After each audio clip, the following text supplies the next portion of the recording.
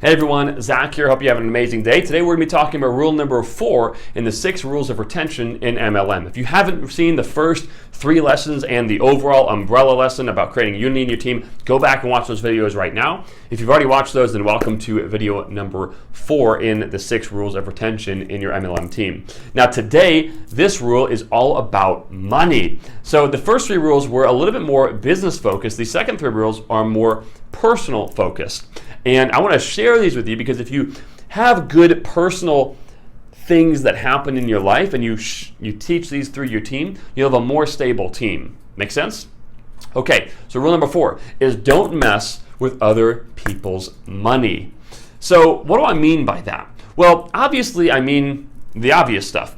Don't take money from your team, right? Like don't steal money from anyone. Duh. Number 2, this is the big one, is do not lend people money, especially in your team.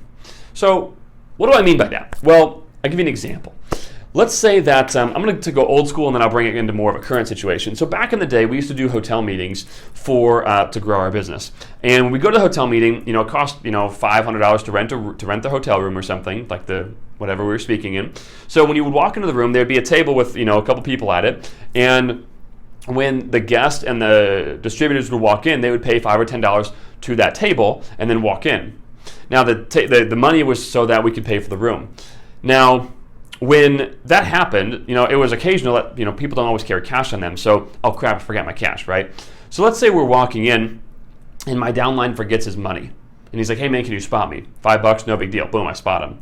Let's say that happens the next week, maybe just 2 weeks in a row. He forgets again, hey, no problem, got you, $5. $10, he owes me $10, who cares? And he says, hey dude, I'll get you next week. Well, let's say he's having a bad week and he gets a flat tire. And he was intending to pay me back, but his money's a little tight and he doesn't have the $5 to pay me back. It's stupid, I forgot about it, it's $5, who cares?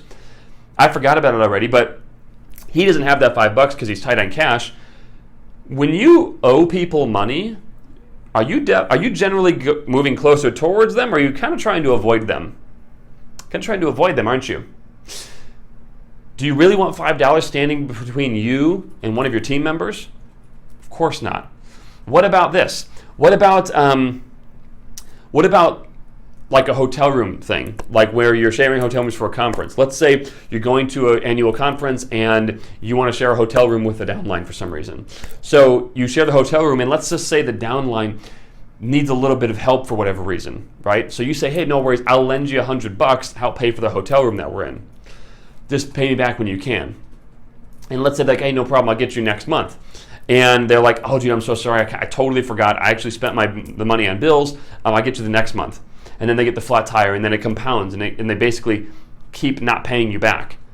Do you really want $100 staying in the way between you and what could be your number 1 producer at some point in life? Of course not, right? So I don't need to give you more examples. The bottom line is this: do not lend people money, especially in your own downline. Don't lend them money. Now, if you want to give them money, give them money. So if someone needs an extra $100 for a hotel room, and if I'm going to give it, I'll give it to them. It's a gift. You don't need to pay me back. Forget about it. It's done. It's over. We're literally forgetting about it. Okay. If someone needs to, whatever, the $5 thing. Hey, the $5 thing is a gift. I don't need it back. It's totally yours. Okay. It's a gift. Doesn't mean I need to give them money, but it means I'm not going to let money come in the way of us. Does that make sense? There was at one point in time, there was an issue with one of our downline and our cars. Okay, so we let a downline use a car at one point, and they basically got in a small accident with it. And long story short, insurance wasn't able to take care of it, nothing like that, and basically they didn't offer to pay for it. And now, is that the right thing for them to do?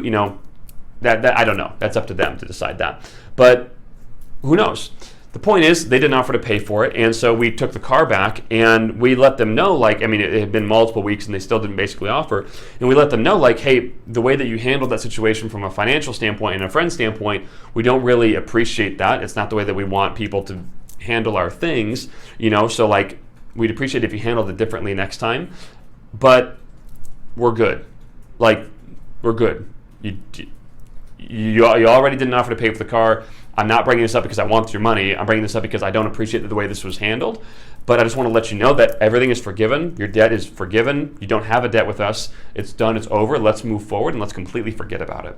Because I don't want a scratch on my bumper to screw up a relationship that I've got from a friend standpoint, but also from a business standpoint. I'm not going to let my bumper that got all marked up stand in the way of what could be one of our top producers, and that were, like some of our really good friends. Like, we don't want that to happen. So we said, hey, again, don't appreciate the way this is handled. This is already over. We know that you're probably not going to offer for this, so I'm not bringing this up because I want your money. I'm bringing this up to let you know that I wish that you would have handled this in a better way, and this is maybe the way that it could have been handled next time. But just so you know, all is forgiven. I've completely forgot about it. We're done. We're not going to bring it up ever again, and that's it. And literally, I haven't talked about it ever until I'm giving this example right now. So the bottom line is, don't mess with other people's money. Do not let money get in the way of your relationships, especially your business relationships. And if something ever weird happens, use an example like I just gave you. Confront the person head on, or confront's a strong word, but talk to the person head on. Let them know that this probably wasn't the best way to handle this type of thing, but there is no debt. There is, like, if there was a debt, the debt is forgiven. I'm not going to let that stand in the way of you and me. Because the you and me are more important than that $100 or than that $500 or the dent in the car, right? You and me are more important than that, so it's water under the bridge. Let's take care of it. Now, also, if you want to take care of something, like, you can. So let's say, like, I go ahead and I give the $10 to someone, or I give the $100 to someone on my team for the hotel room or something. If I'm the guy who received the $100, I can give it back, right? Like, hey, this is a gift back. You don't have to, like, I'm not paying you. I'm just giving you a gift back. Hey, thank you, right? Or actually, you are paying it back. But, like, I'm paying you back. Thank you. I know it was a gift, but I just wanted to take care of you. That's totally cool. The point is, you just don't want people feeling like they owe you anything. Does that make sense? So what you don't want to do is say, hey, here's a gift. If you want to pay it back, great. Don't say that. This is a gift. You never have to worry about it again. If they give it back to you, you can accept it. It's all good. But you're not hoping for it. You're not making them feel like they owe it to you, nothing like that. It's just the end of the story. Is this making sense? So again, do not let money come between you and your one of you, what could be your biggest producer or your best friend. Sound good? All right, well, hopefully this made sense. If it did, what I want you to do, hit the like button, hit subscribe, leave a comment down below. Let me know what you learned. That's number one. Number two, join the private discussion group at MLMsalesfunnels.com, where you can brainstorm with people thinking about these exact same topics and using sales funnels to build their MLM business. And lastly, go to MLMRebelsBlueprint.com, where you can learn exactly how we recruit more people in a day or a week than most people can all year long. That's MLMRebelsBlueprint.com. So with that, hopefully you have an amazing day. Appreciate you, and talk to y'all soon.